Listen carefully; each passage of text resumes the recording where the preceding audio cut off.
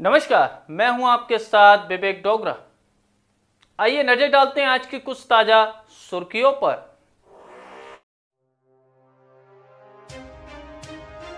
खेरिया मोड़ तिरंगा चौक पर आज अजीत नगर बाजार कमेटी प्रतिदिन ध्वजारोहण राष्ट्रीय गान करते हैं। कमेटी के अध्यक्ष मनोज नौतनानी महामंत्री, उनका कहना है कि राष्ट्रीय गान ध्वजारोहण करते करते 5 साल 1647 दिन पूरे हुए। आज राष्ट्रीय गान ध्वजारोहण के कार्यक्रम में आगरा के डीआईजी जिला जेल विनोद कुमार सिंह शामिल हुए।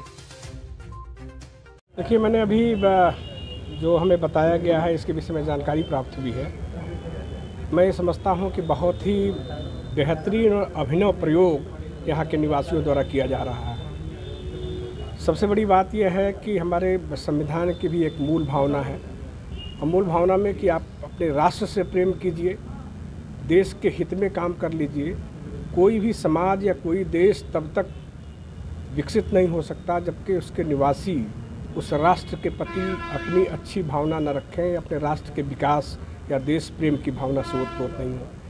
ये जो अभिनव प्रयोग जो है 26 जनवरी 2018 से किया जा रहा है, मैं समझता हूँ कि लोगों ने बड़े ही विचार विमर्श के पश्चात ये अभिनव प्रयोग किया, क्योंकि बहुत सारी इसकी बाध्यताएं भी हैं, बहुत सारे लिमिटेशंस भी हैं। आप तिरंगा कहीं पर फहरा नहीं सकते, ऐसा नहीं है। उसे कुछ ऐसे प्रोटोकॉल्स हैं, प्रोटोकॉल्स को फॉलो करके ही कर सकते हैं। हमारे भारतीय संविधान में आप अगर प्रस्तावना पढ़ें तो वहाँ पर भी राष्ट्र प्रेम और देश प्रेम की भावना की बात करता है। हमारे भारतीय संविधान में आप directive principle of state policy की बातें करें, वहाँ पर भी यही कहते हैं कि अपने बहुत सारे ऐसे प्रोविज़न हमारे संविधान निर्माताओं ने दिया जिसकी मूल भावना थी कि अपने राष्ट्र से प्रेम करने की भावना लोगों में विकसित किए जाने की।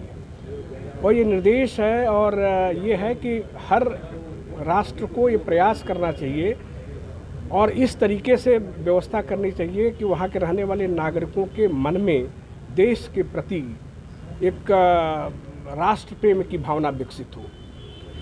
और कोई भी राष्ट्र महान तभी बनता है जबकि उसके नागरिक, वहाँ के रिसोर्सेज, वहाँ के धन दौलत, उससे कोई राष्ट्र महान नहीं बनता है। वहाँ के जो नागरिक हैं, जिस प्रकार की सोच रखते हैं, जिस प्रकार देश के प्रति भावना होती है, उसी से कोई राष्ट्र महान बनता है। तो मैं ये समझता हूँ कि यहाँ के नागरिकों ने एक ऐसा प्रयास किया है, इतना अभिनव प्रयोग है, ये निश्चित रूप से प्रशंसनीय है। और तिरंगा चौराहा के नाम से ही आदमी एक राष्ट्र प्रेम की भावना से ओतप्रोत हो जाता है। जब मुझे प्रोफेसर साहब ने बताया तो मुझे एक सेकंड नहीं लगा कि मैं कहूँ कि नहीं ठीक है, मैं भी चलना चाहूँगा। अगर वहाँ के लोग अगर चाहते हैं तो मैं निश्चित रूप से वहाँ पर उपस्थित होकर के वो फ्लैग होस्टिंग करने का प्रयास मैं करूँगा। आज ये हुआ कि कुछ हिस्सा नहीं ले पाए तो कुछ हिस्सा भले उस तिरंगा का नहीं, क्योंकि हम तो डेली तिरंगा पार आते हैं। हम तो एक ऐसे डिपार्टमेंट के मुखिया हैं जहाँ पर प्रतिदिन हर कार्यालयों पर राष्ट्र ये झंडा जो है फहराया जाता है। प्रातः मतलब फहराया जाता है, फिर इसके बाद सायंकाल उसको निकाला जाता है। तो मैं बहुत अच्छी तरीके से भली भात जानता हूँ कि झंडा फहराने का मतलब क्या होता है, राष्ट्र प्रेम से। और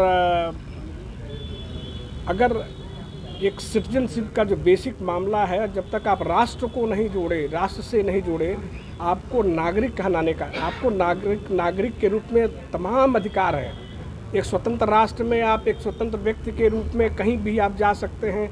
जो भी आप गतिविधियां जो कि अवांछित नहीं हैं, उन गतिविधियों का आप पालन कर सकते हैं, अपनी इच्छा से कुछ भी कर सकते हैं। राष्ट्र ने हमको इतना दिया तो हम लोग भी राष्ट्र के प्रति इस तरह की कृतज्ञता, जैसा कि इन लोगों ने किया है, इस तिरंगा चौराहा बना दिया, बहुत अच्छा है। मतलब एक नाम है तिरंगा चौराहा, एक ऐसा चौराहा जहाँ पर प्रतिदिन एक रूटीन के हिसाब से अनुशासनबद्धता के साथ और पूरी दक्षता के साथ ये किया जाता है। 2018 से कंटिन्यू चल रहा है। हाँ, तो ये मुझे बहुत अच्छी बात है कि लगातार बिना किसी ब्रेक के, बिना किसी बीच में संक्रमण काल था, संक्रमण काल में स्थितियाँ बहुत विपरीत थी, लेकिन उसके बावजूद भी इन्होंने सोशल डिस्टेंसिंग और बहुत सारे जो कोरोना के प्रोटोकॉल थे उसका पालन करते हुए ये किया। ये निश्चित रूप से बहुत ही प्रशंसनीय है।